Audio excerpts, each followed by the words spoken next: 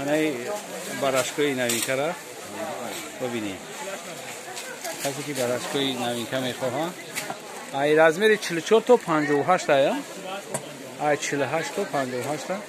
براشکوی نوینکه نارتش 220 سومون 220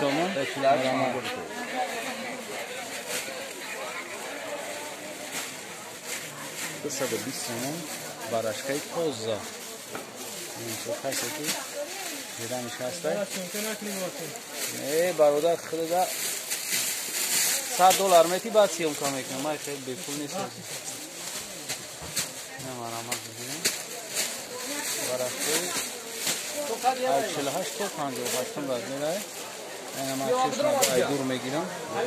این دروازه کوم هفتم دروازه اومده میگه همین چیزا شما دیگه میتونید هفتم دروازه کوم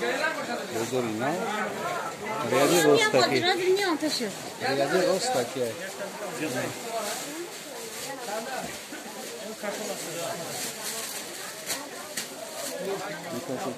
یه دفعه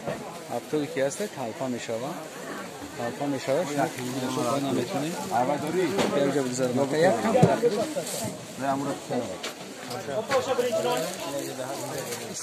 نمیتونید بگذار بطن بگذار نکن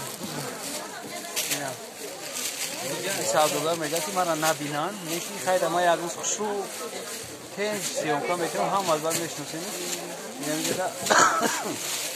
اینه نوین تو رو هم ماد ببینید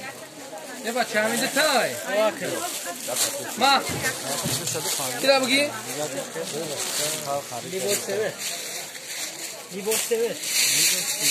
اینترنت کوین برام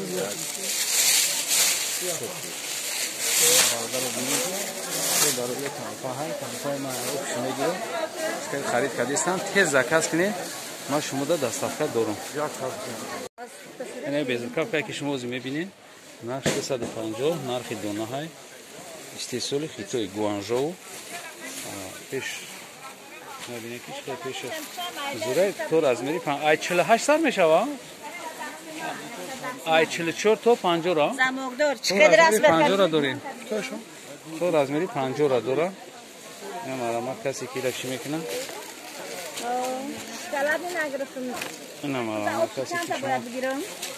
میخواین همین اومدگی ارزانم کچستاشون زورای 250 سومون ای 44 تا 50 رزمیره در نیوریمه دورا مرامت کسی کی چی میکنه زنگ ما دستافت داریم